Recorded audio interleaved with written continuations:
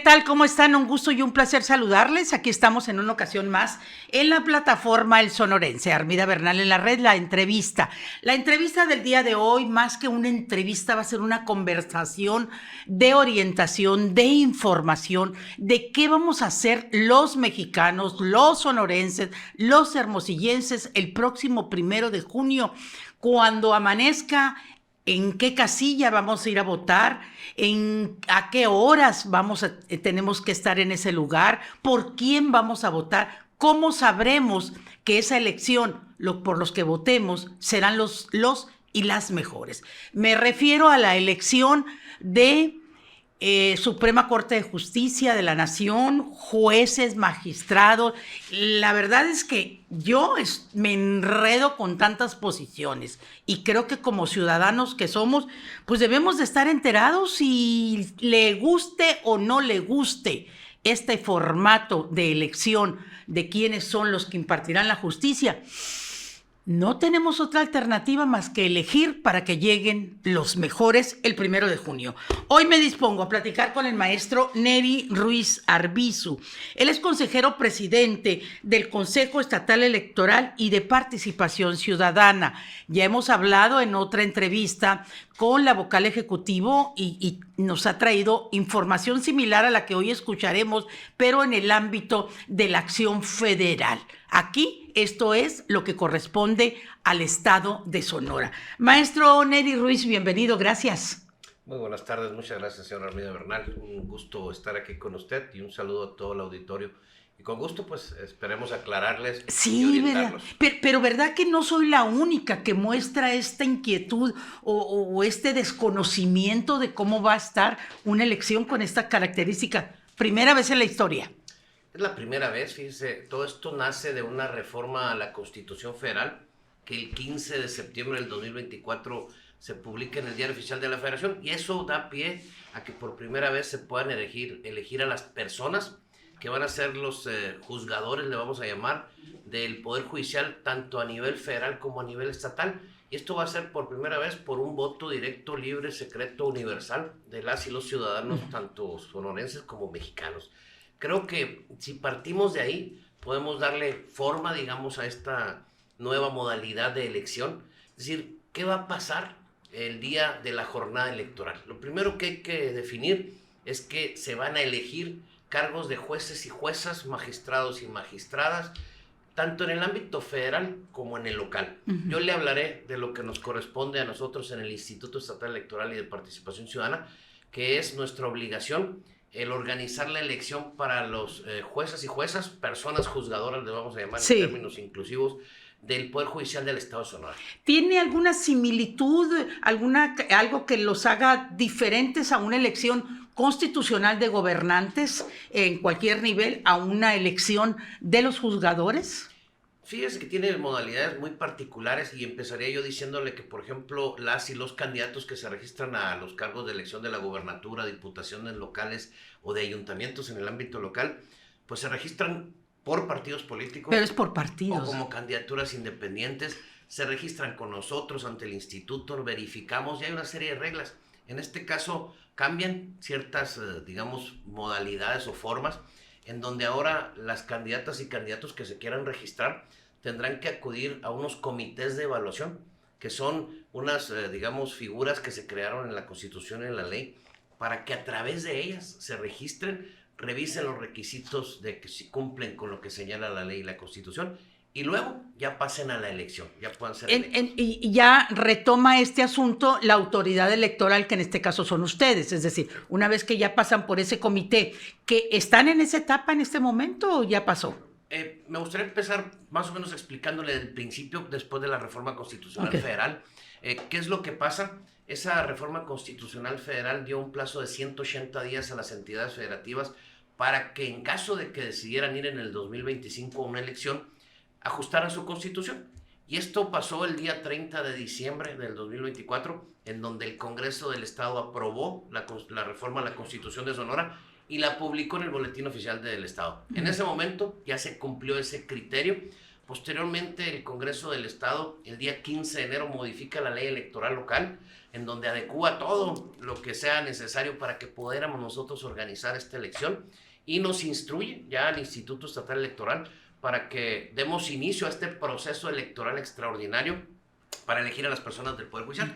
Nosotros empezamos el día 1 de enero con la declaración formal de inicio, que fue el primer paso, digamos. Se establecen ya en la posición electoral. En un proceso electoral extraordinario como Consejo General del Instituto Estatal, y con la finalidad de llevar a cabo la organización y la elección de todas estas personas juzgadoras.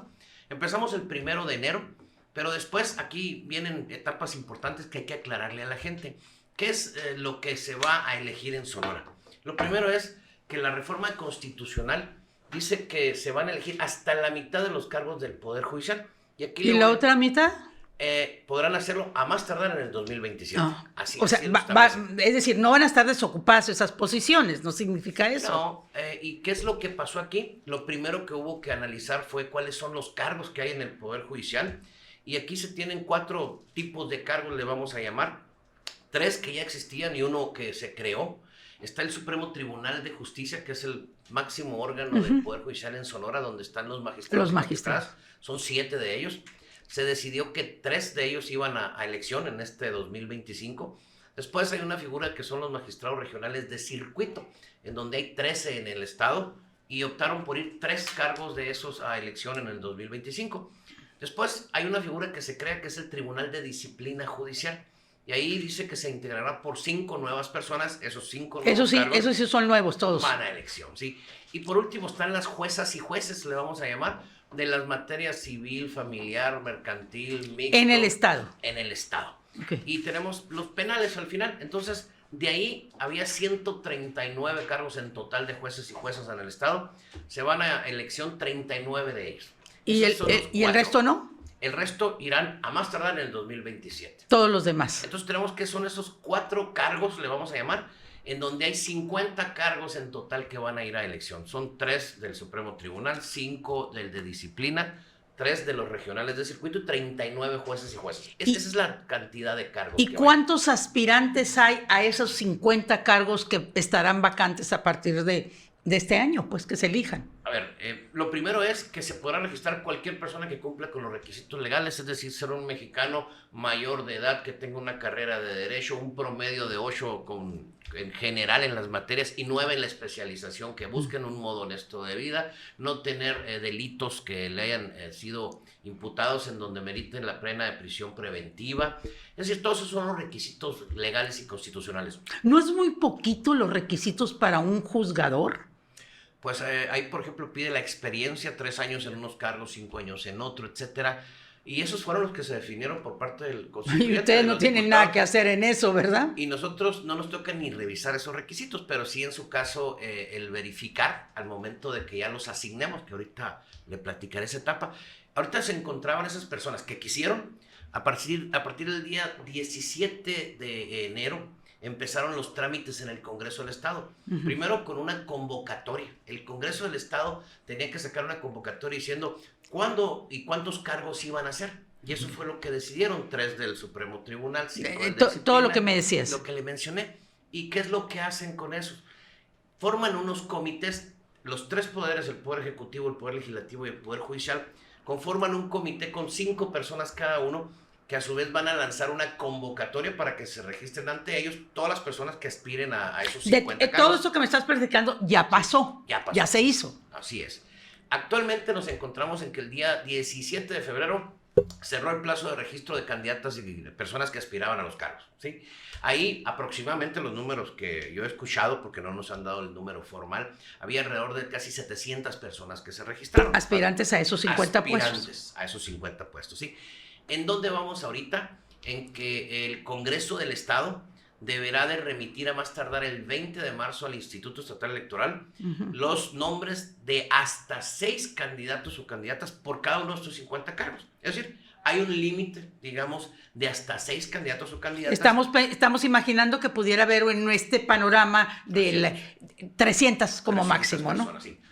Podría incrementarse nada más en unos supuestos donde las personas que sean los jueces o juezas que están actualmente ejerciendo el cargo y su cargo va a elección, pudieran participar y dijeran, ¿sabes qué? Yo voy a esa elección. Que sí hay muchos casos así, ¿verdad? No tenemos el dato exacto, bueno, pero por sí lo hay. que uno escucha. Así es, sí debe haber. Entonces, estamos hablando de un universo máximo de 300, 320 personas aproximadamente que pudieran... Que se van a andar topeteando en las campañas. ¿Habrá campaña? Habrá campaña. ¿Qué pasa una vez que ya nos da los registros a nosotros el Congreso del Estado? Es decir, los 3 comités van a mandar cada uno 2 personas para cada cargo, se van a juntar y van a ser 6 candidatos a lo máximo por cada uno de los 3 poderes, y ya tenemos el universo de candidatos y candidatas. ¿No se llega todavía a eso? No, hasta el 20 de marzo. 20 de marzo es la fecha donde nos van a remitir al instituto esa lista de personas para cada uno de los cargos. Y ahí nos van a decir que probablemente haya en un cargo 3 personas, 4 personas, 5 personas, 6 personas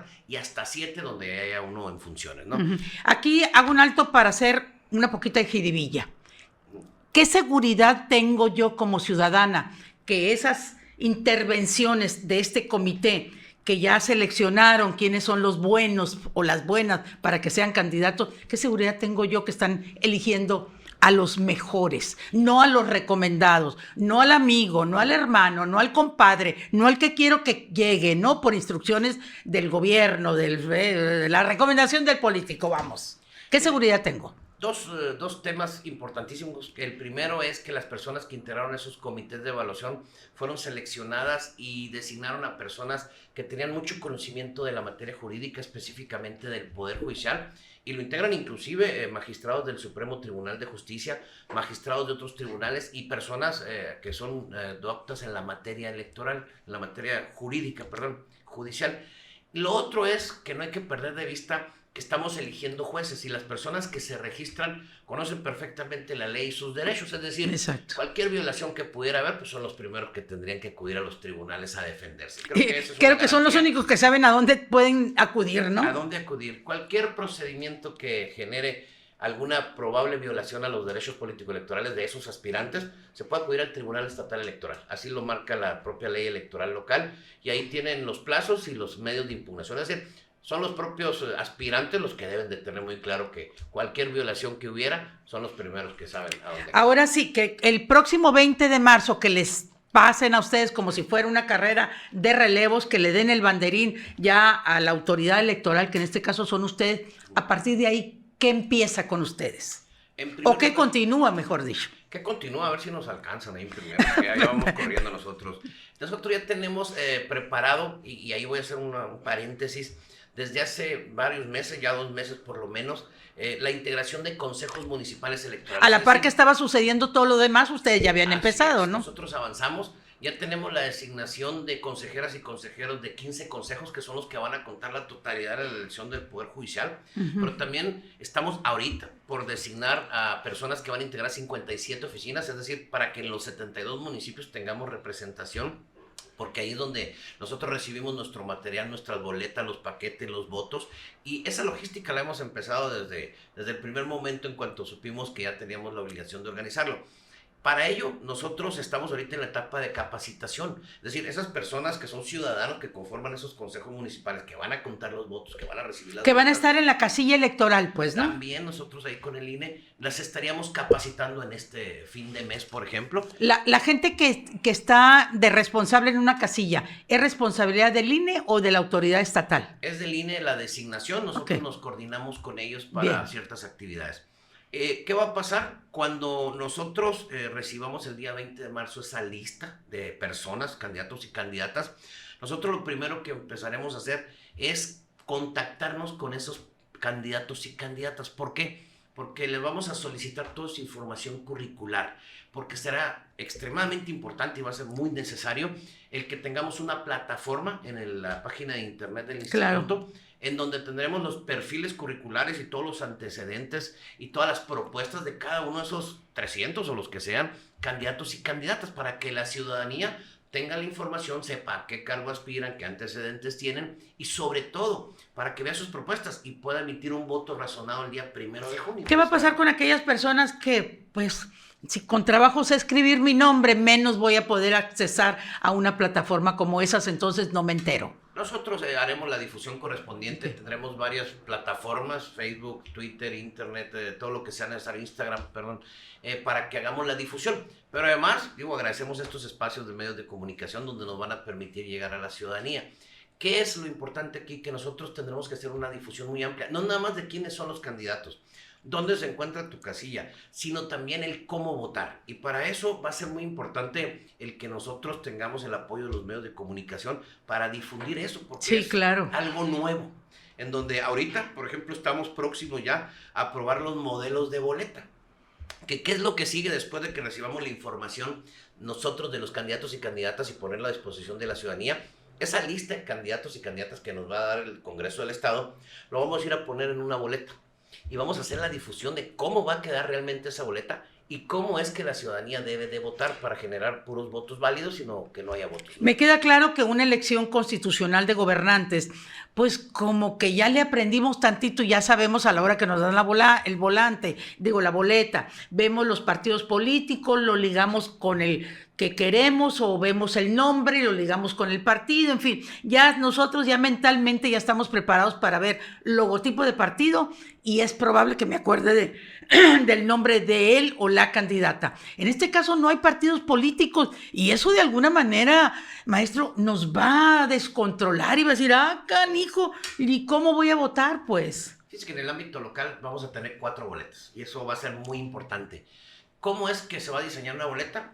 Las de que 3 cargos para el Supremo Tribunal va a ser una boleta media carta. Media carta. Chiquita, Ajá, vamos a poner así, en donde vamos a dividir, ya dijo el Congreso en la convocatoria, de esos 3 cargos, 2 son para mujeres y 1 es para hombre. Ahí no hay pierde. Entonces tendremos que dividir una lista en donde separemos a las mujeres y pondremos 2 recuadros en la parte superior porque ahí es donde van a poner los números de los candidatos. Y le pongo un ejemplo. No se van a poner el nombre. Yo voto por María López, no.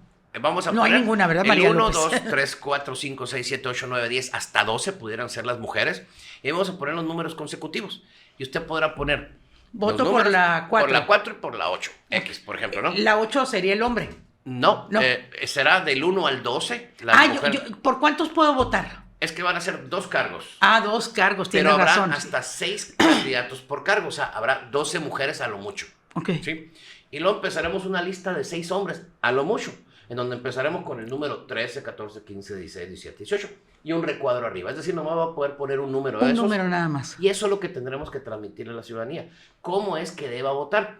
Haremos una gran difusión, pero también vamos a publicar la boleta para que vean cómo es que se integra la boleta, incluyendo los nombres, para que ya tengamos información y nosotros haremos esa difusión. Y así van a ser las 4 boletas. Yo sí vivo en una sección, en mi credencial dice sección y dice ahí, y entonces me toca ir a votar ahí. En esa sección voy a encontrar los mismos candidatos que sean de otra sección, de otro distrito electoral, de otro municipio, o ¿cómo es? Miren, empezaremos por esto. Para ubicar su casilla, sí, el día 15 de marzo, el Instituto Nacional Electoral nos va a decir cuáles son. Ojo, en una elección normal son 3,899 casillas. Hoy se van a definir 1,931. Y nos va a decir dónde va a estar. ¿Es como la mitad? Es la mitad aproximadamente. Cercano al 50% sí, la vamos a poner, ¿sí? Y donde usted, en un Google Maps, por ejemplo, usted va a poder ubicar su casa y la más cercana ahí. Esa información la estamos ahorita actualizando nosotros con el Instituto Nacional Electoral. Una vez que ya sea oficial, que tengamos la lista de candidatos, le va a decir dónde está su casilla. Y le va a decir cuáles son los candidatos que tiene usted para el ámbito federal y para el ámbito local. Y también le va a poner la boleta para que la vea. Y la información de la boleta para que se vaya familiarizando. De cualquier manera, nosotros haremos la difusión en medios de comunicación, en cámaras empresariales, en escuelas, universidades, para decirle a la gente cómo va a votar. Pero así es como vamos a tener la información sistematizada para que todos sepan.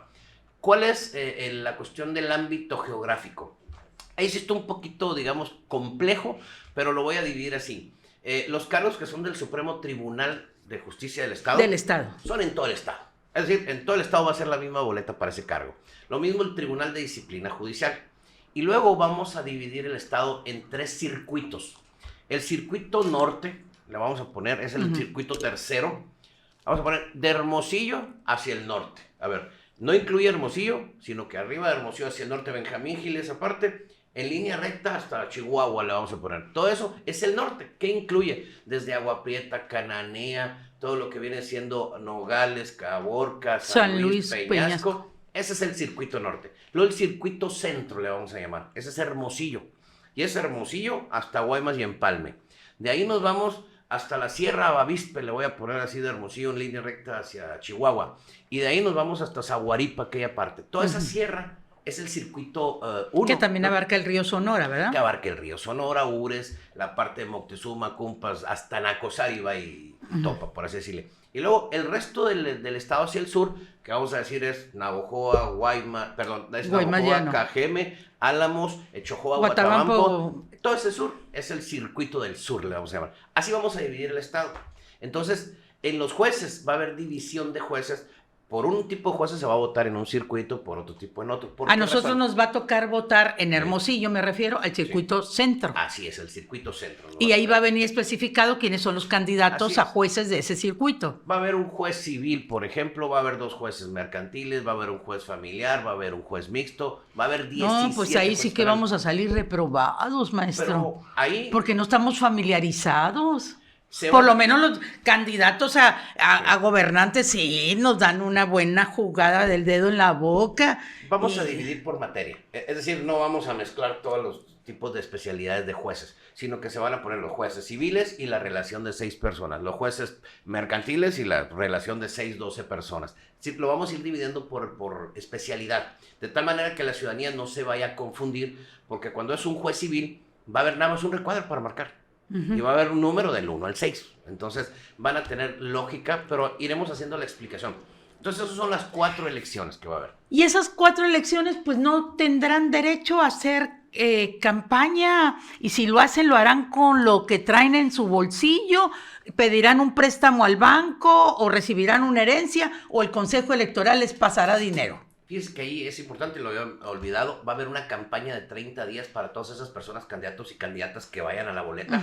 Esto del 29 de abril al 28 de mayo son los 30 días que tendrán. Sí, justo. ¿Qué dice la ley electoral, tanto la federal como la local? No podrán recibir financiamiento público. ¿Sí? ¿Qué significa eso? Que no hay dinero del gobierno donde se les entregue. O sea, ustedes no les van a dar ni un 5. No les vamos a dar dinero.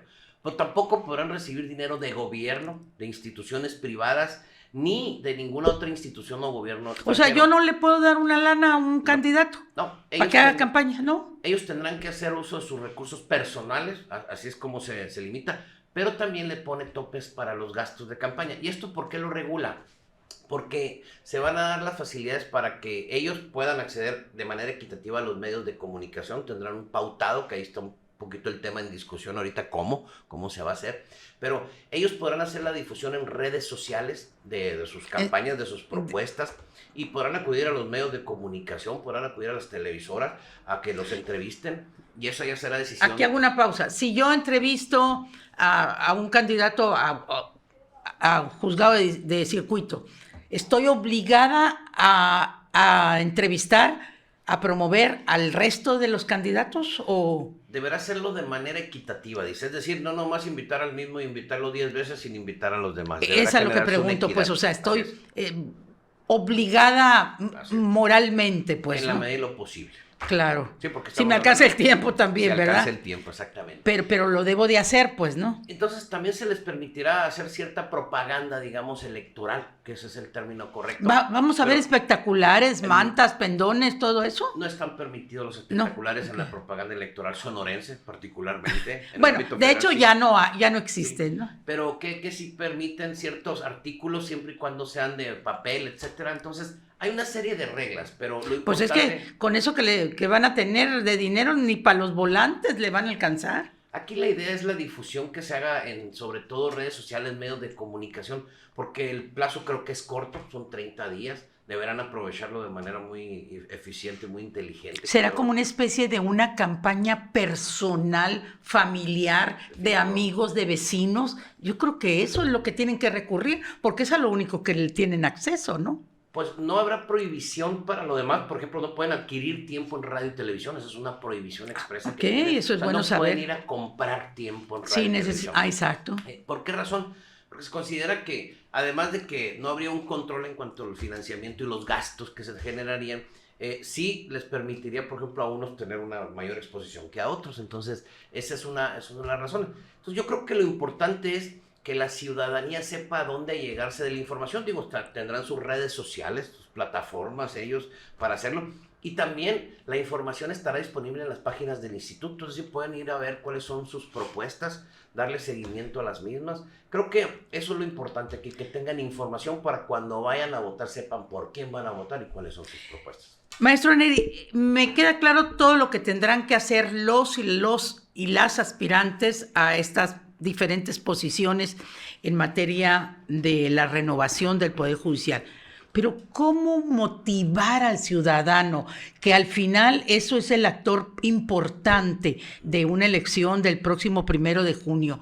¿Cómo hacer que la gente, si nos ha costado trabajo o les ha costado a la autoridad rebasar el 50% de la población votante, combatir el abstencionismo, que estamos eligiendo a nuestros gobernantes, ahora, ¿cómo hacerles que se levanten ese día y que vayan?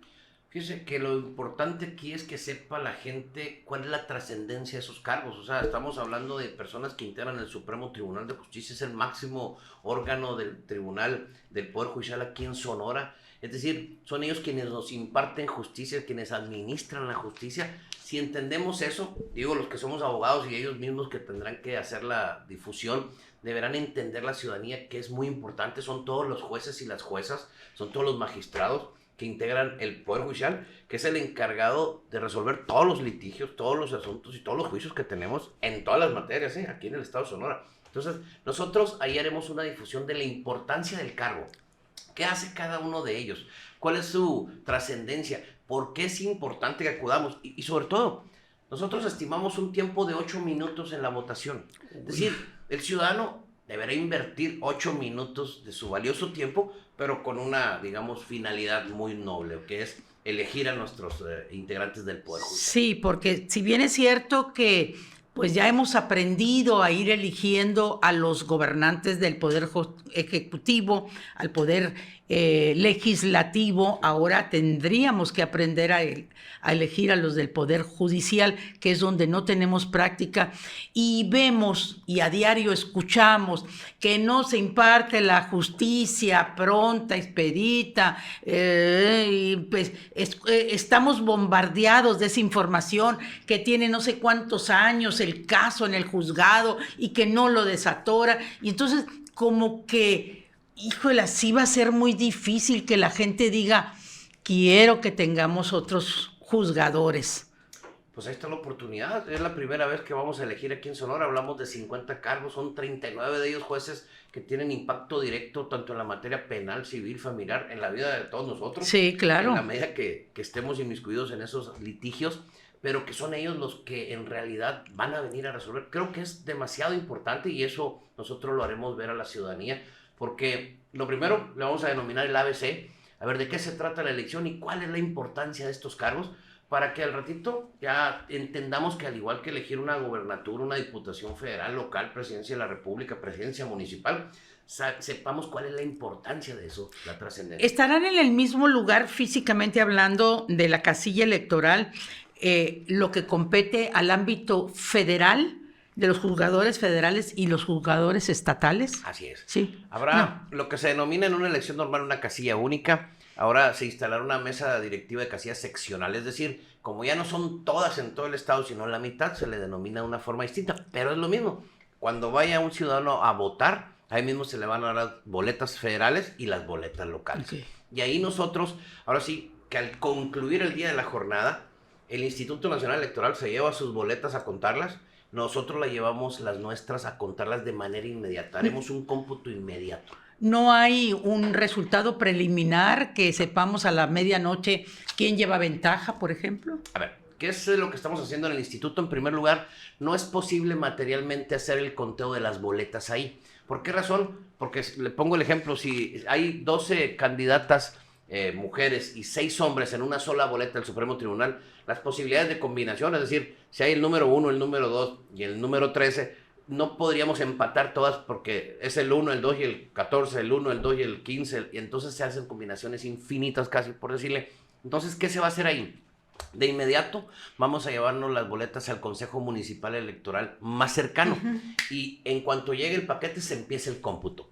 ¿Qué es lo que nosotros pretendemos y en eso estamos trabajando ahorita? Vamos a hacer el cómputo en línea, se va a transmitir y se van a estar subiendo y digitalizando las actas de inmediato. Y así como tienen el PREP, donde ustedes están viendo ya se contó la casilla 1 de 3,899, así vamos a ir cargo por cargo. Vamos a empezar primero por el Supremo Tribunal, después el de Disciplina Judicial y así. Es decir, calculamos nosotros que para medianoche ya tendremos un preliminar, un avance muy importante de la primera elección. No se va a publicar. No, sí, sí se va. Estaremos en línea. Okay. Estaremos en línea. El hecho de que se lleven todo eso, que no se contabilice en el lugar, no estamos en el riesgo de utilizar aquellas expresiones. Va a haber urnas embarazadas, va a haber mano negra, manitas en las urnas, no corre. De ninguna manera. A ver, le platico esta parte. Cuando se cierra la casilla, que están los ciudadanos que están contando en la casilla, se cierra y se pone una hora de clausura. Y le vamos a poner, son las 7:15 de la tarde, ¿sí? De ahí, nosotros tenemos una trazabilidad, le llamamos. Es decir, el paquete, ¿cuánto tiempo hace al Consejo Municipal?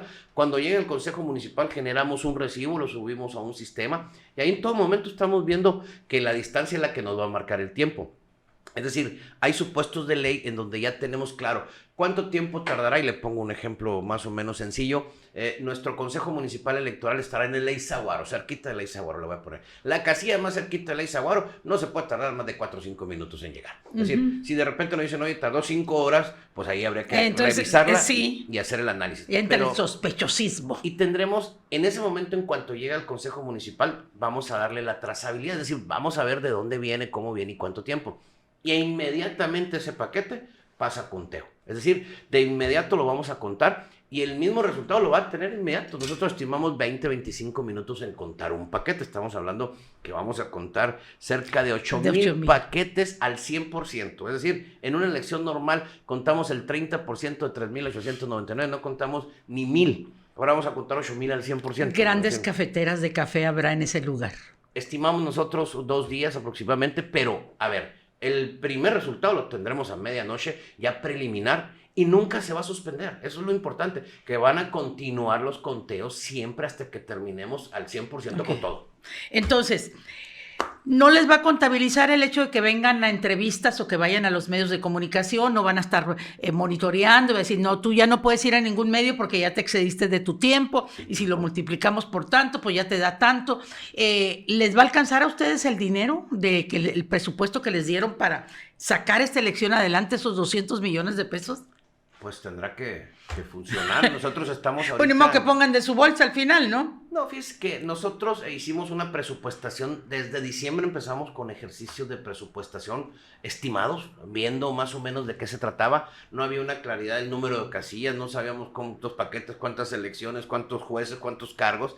Y estuvimos haciendo los ajustes. En enero, ya casi a final de enero, estimamos nosotros ya algo muy ajustado a la realidad. Y con eso nos vamos, creo que debe de alcanzar y nos debe de garantizar, a ver, que tenga la ciudadanía la tranquilidad de que vamos muchísimo más avanzado que otros institutos, déjeme decirle, eso sí nos da mucho orgullo. Es de presumirle, hay que hacerlas presumidas. Hay que presumirlo. Estamos nosotros en la parte operativa, creo que vamos muy avanzados conforme lo han estado haciendo otros institutos o conforme lo habíamos planeado nosotros mismos, vamos ya muy avanzados en esas etapas operativas. ¿Qué estamos haciendo ahorita, por ejemplo? El sistema de cómputo. Ese sistema de cómputo es en línea, va a funcionar similar al PREP, en donde ahorita estamos haciendo ya, digamos, modelos, estamos viendo los prototipos. Que no se caiga. Vamos así a hacer operatividad y vamos a hacer simulacros, pero también ya estamos trabajando con la documentación, el material electoral, ya estamos con los consejos, las capacitaciones. Para tener bien línea la plataforma. Tenemos todo, entonces el dinero nos tiene que alcanzar, el tiempo nos debe de alcanzar, ni modo, pero sí vamos bien y vamos en tiempo. ¿Qué es lo que sigue? Yo aquí agradezco la oportunidad, el tiempo para difundir. Exacto. ¿De qué se trata? Enseñar a la gente cuáles son sus candidatos y sobre todo cómo votar y dónde votar. Creo que tenemos tiempo, nos quedan 81 días. Entonces, ¿cuáles son las expectativas, maestro Neri?